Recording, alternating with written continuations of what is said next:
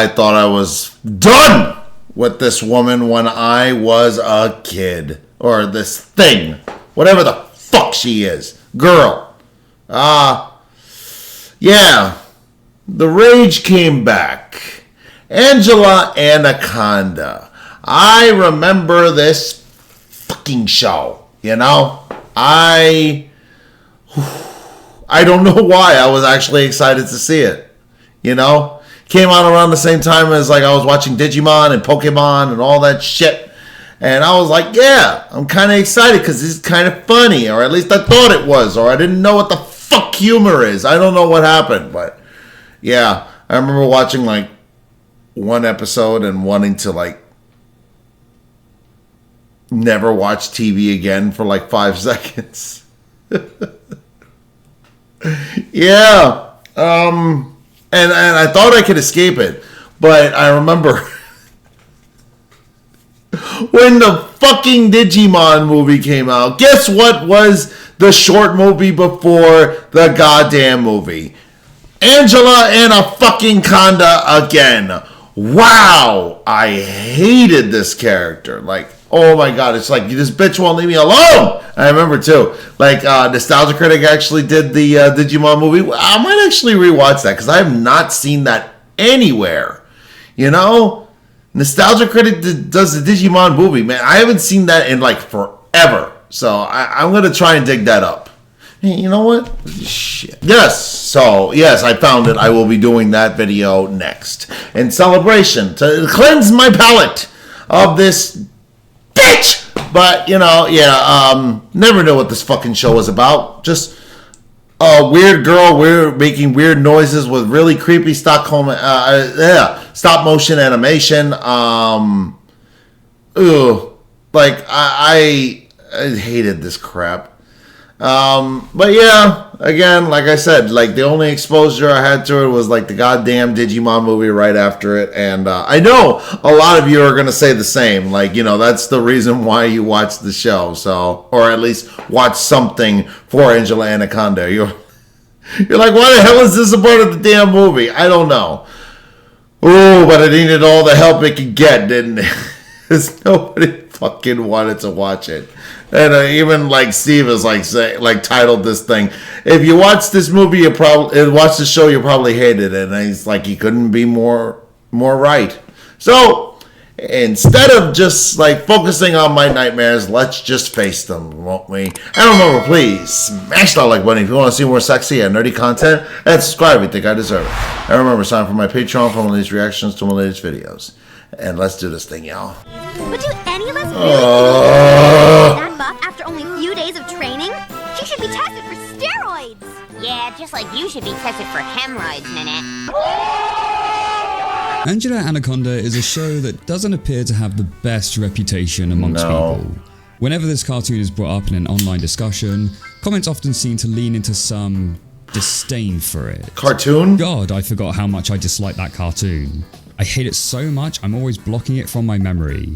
One day, like 10 years ago, my sister and I were going crazy trying to remember the name of that ugly cartoon. We just kept Googling, ugly annoying cartoon girl in the early 2000s. Let's see, ugly annoying cartoon girl early 2000s. Did not. Yep, it's there. Oh! Wait, well. You're telling me this f***ing awful short that plagued my childhood memory is real? I hated that thing with a passion. Caillou levels of cringe and awfulness. Worse! Okay, that's just too far. No, worse. And you know what? I'm going to step in to defend the show. Because I remember watching it as a kid, and dare I say, I actually liked it. Really? How immature. Watch the Fox Kids premiere of Angela Anaconda this morning at 11. Yeah, Sure, right. I'm not going to say it was up there with the likes of Ed, Edd and Eddy or Nope. Courage the Cowardly Dog. Nope. But it wasn't egregious. In fact, I think it had a certain charm to it. Also, allegedly, this cartoon led to a kid's parents getting divorced. That's got to at least give it 1-star rating, right? It's parents getting I mean, divorced. can a cartoon you like claim it led to a family breakup? Yeah, suck it, Gravity Falls. My ex-wife still misses me, but her aim is getting better. Her aim is getting better. Her So I think I need to take a look back at the series to see whether there were actually some good qualities here, or if it was just child What the nostalgia fuckity that fuck? aged too well. No. No. No. My name is Angela. Hey, hello. Welcome to my very own show. Oh, wait, okay. Yeah, first impressions? This intro song is actually quite painful. My name is Angela, and you are not Nanette Memoir is a stuck up Yeah. We did 20 takes, and that was the best one. So, what's the premise? The show Angela Anaconda focuses around Angela Anaconda, who is an 8-year-old girl who lives in the American town called Tapwater Springs. There she has her mum, dad, 2 brothers, and a baby sister. But the majority of the episodes will focus around her and her 3 friends, Gina Lash, Johnny Abodi, and Gordy Reinhardt, and will normally follow them in some down-to-earth style adventures where they're often competing against Angela's rival, Nanette Namoir. The series was created by Joanna Ferrone and Sue Rose. Who was The show watching first this? started out as a small series of shorts on Nickelodeon's Yeah. animated sketch series Kablam in 1996. Though looking a little different from the final product, the basic fundamentals were all there, such as the unique art and animation style, the voice actors, and even Angela's trademark and borderline psychotic revenge fantasies that she would have in every episode. These shorts, though looking a little uncanny, would prove successful enough that they would be developed into their own full show in 1999. Yeah, it looks The better. series would be produced by Core Digital Pictures and animated using the program Elastic Reality. The main Really? characters, they would use real-life models and take a series of photographs using multiple angles, different facial expressions, and many different mouth positions, which are known as phonemes, with Angela herself having 33 of them. And interestingly enough, some of the background and supporting characters often use crew members' faces instead of models, such as Mrs. Brinks for example, which I think is quite awesome. In fact, the backgrounds in the show were also based off photographic references, with some even being used from the crew's local areas. So yeah, that must have been pretty cool. Not only having your own face appear on the show, but also potentially having it appear on an area that you've actually been to. Now, contrary to what seems to be the popular opinion, I don't actually hate this art style. In fact, I think it has a certain level of charm to it, reminding me with a mixture of South Park and those Monty Python sketches. Now, I'm not going to come out and say that it's perfect. No. There's a lot of questionable features, like why are the characters' skins black and white?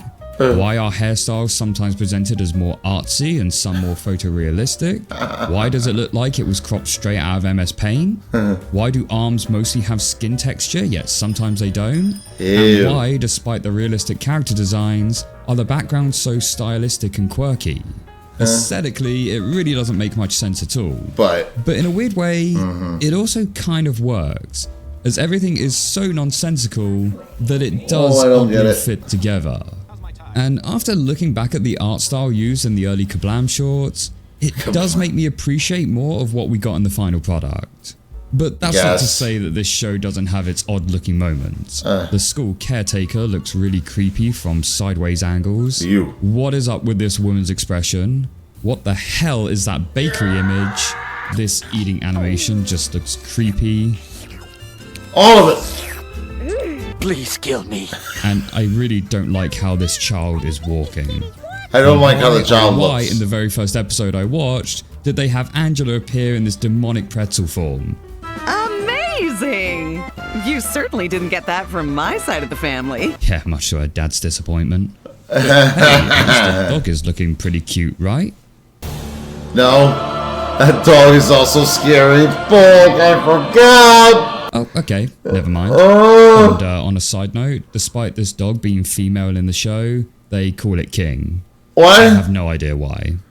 The voice cast is a mix of both adults and child actors, course. with Johnny, Gina, and Annette being voiced by children, whilst Gordy and Angela are being voiced by adults. Sue Rose, the co-creator, actually voices Angela, and this is arguably the biggest deterrent for people when watching the series, more Her so than voice. the art style. Not because Sue herself is a terrible person or Just her anything, voice. but the voice she gives to Angela Is can be annoying. pretty grating. So, seeing as it is finally after school, it's finally time for that after-school snack. Any minute now. It's an incredibly nasally, borderline whiny voice at times. which best way I could describe it would be like a Lois Griffin voice from Family Guy, but way more amped up. Yes. Oh my god, is that what my voice sounds like? It's all whiny and nasally. Other co-creator, Joanne Farone, actually chose Sue because she had been a personal friend. But even the show's producers at the time weren't too keen on her. Oh, really? Now, personally, I don't actually hate Angela's voice in this.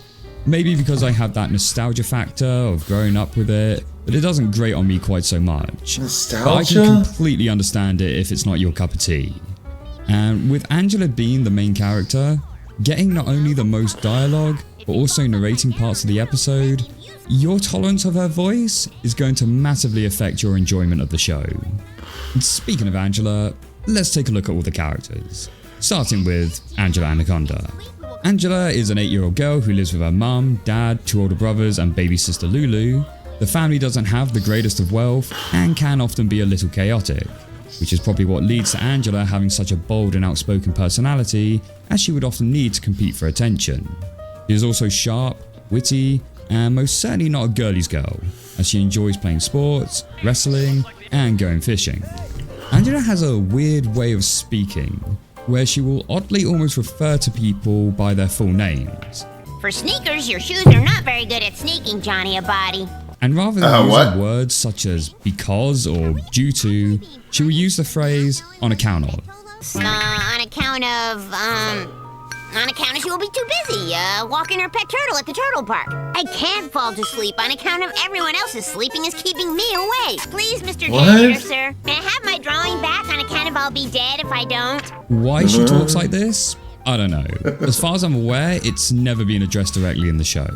But probably Angela's most iconic trait are the revenge fantasies that she'll have during every episode. Iconic? Where she'll daydream herself gleefully punishing those who have wronged her, even her baby sister, which does make her feel a little bit psychotic at times. Though one thing I do like about the series is how it will show Angela to also be a flawed character. She can be selfish, egotistical, and at times even unreasonable. And this is often, though not always, called out upon. And in some instances, Angela herself can realise that even she's gone too far, and will have herself portrayed as a victim in one of her sadistic fantasies. Then you have Angela's best friend, Gina Lash, whose character is being smart and fat. That's it? Oh. And no, that's not me being mean. That is literally much of her gimmick in the entire show. Oh no. This sure has not been the best of days. I know. I was last in the lunch line and only got leftovers. Damn it. Not interesting. You then have Johnny, he's not too bright, and Italian. Again, pretty much his entire gimmick. Sometimes he's shown to have feelings towards Angela, such as when he gets jealous thinking that she has a crush sending her gifts, so he will send flowers to her in retaliation.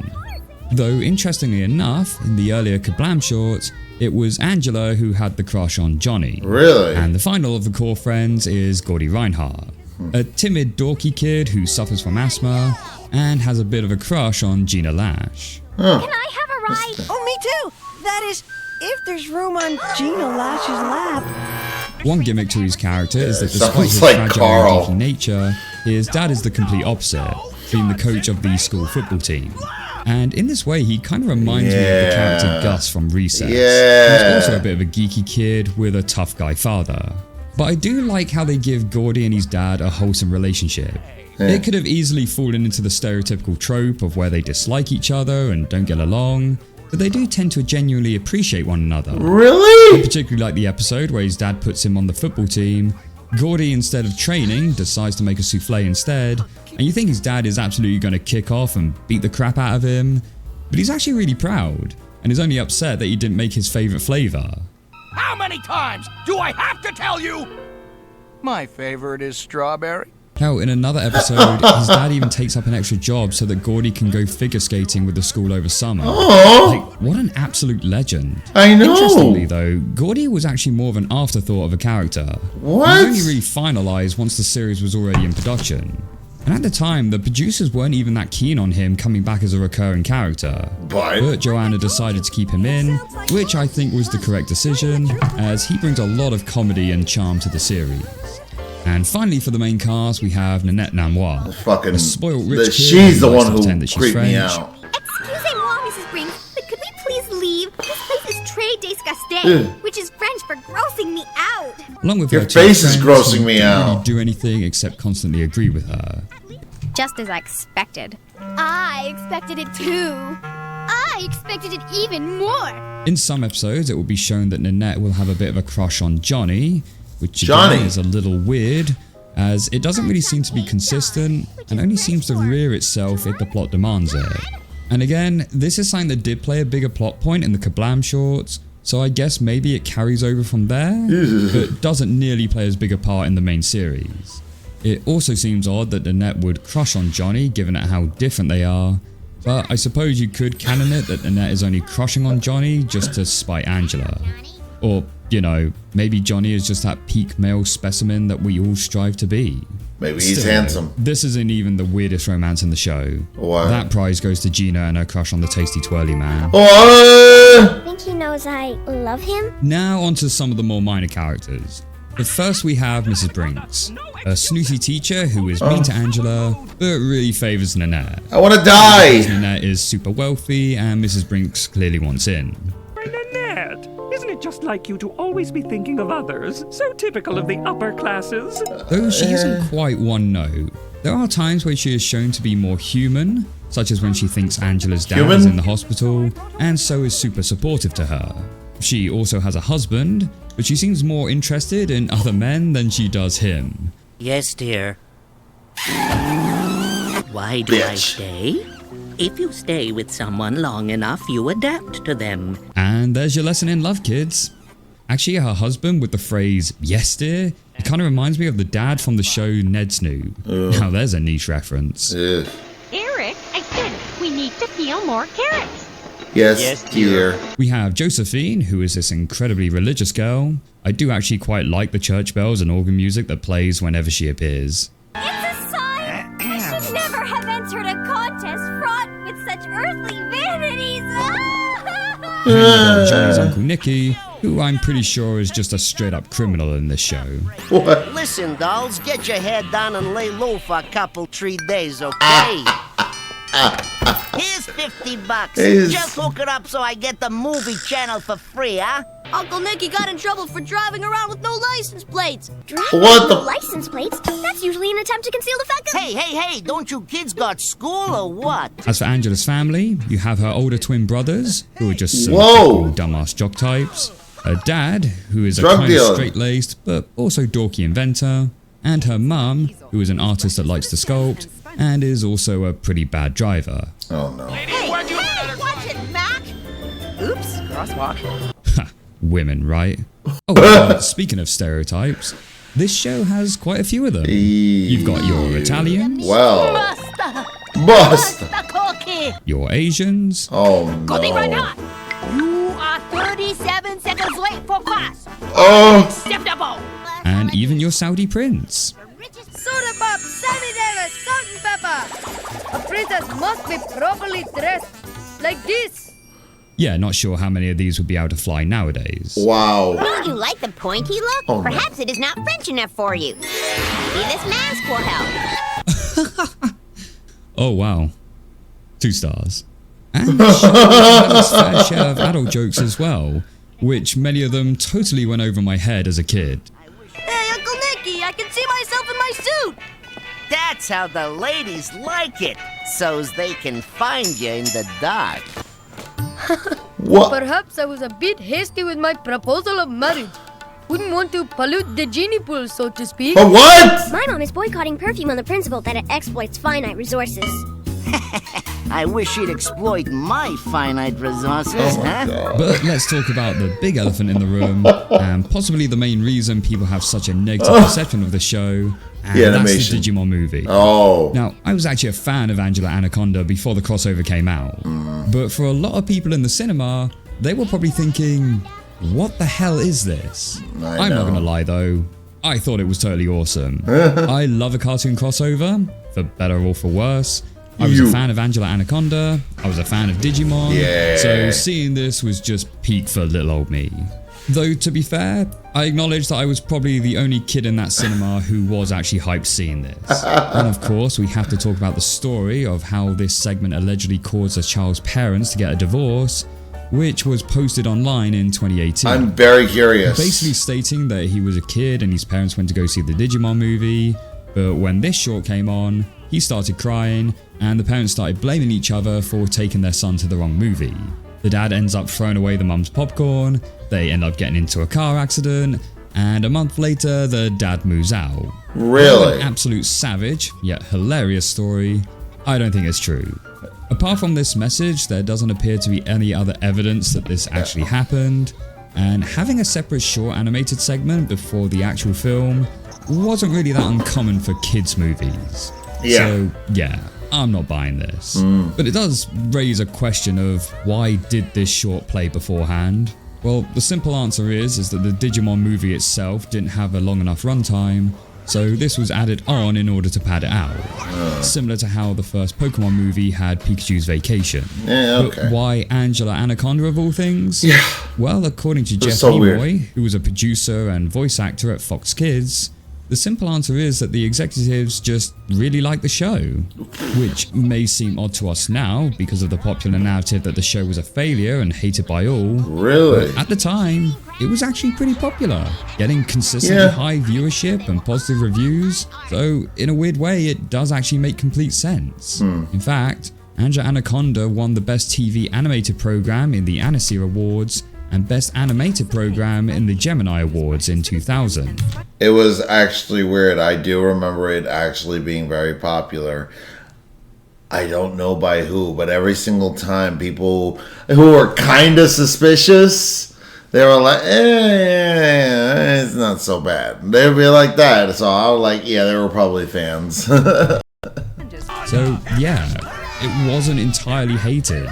In saying that though, one thing I have noticed from binge watching through all these episodes is that they do start to feel quite formulaic. In that the typical setup will be Angela and Nanette having a rivalry over something. Nanette will start with the upper hand by using lowbrow tactics, but then will lose out at the very end. And that does make for some tedious watching if you're going through all the episodes at once like I am. But if you're just tuning in to the odd episode on the odd occasion, I think you'll have a fine enough time. So yeah, in conclusion, I think my views on Angela Anaconda are similar to those I had for the Crown Twins. It is by no means a masterpiece of entertainment, but it definitely gets overhated. If you haven't seen the show, or haven't watched it in a very long time, I'd recommend giving it a try, as it's quite easy to find episodes on account of YouTube having quite a lot of them freely available. Wow. But hey, let me know your thoughts. Were you a fan of Angela Anaconda? Were you one of the many people who hated it? And what were your thoughts after giving it a second chance? Yeah, I mean, some of it was making me laugh, and again, like some of it was okay. It did last a while for a good reason, but again, it was never my cup of tea. You know, I mean, I remember when I saw it on there, I wasn't weirded out by it. I knew people liked it, so I don't know. There was a lot of interesting shows on that time, you know. But yeah, were you a fan of this show? Let me know in the comments below. Anybody who wasn't a fan in the comments, let me know. So please smash that like button if you want to see more sexy and nerdy content, and subscribe if you think I deserve it. And remember to sign up for my Patreon for my latest reactions to my latest videos. And I'll see you on the next episode.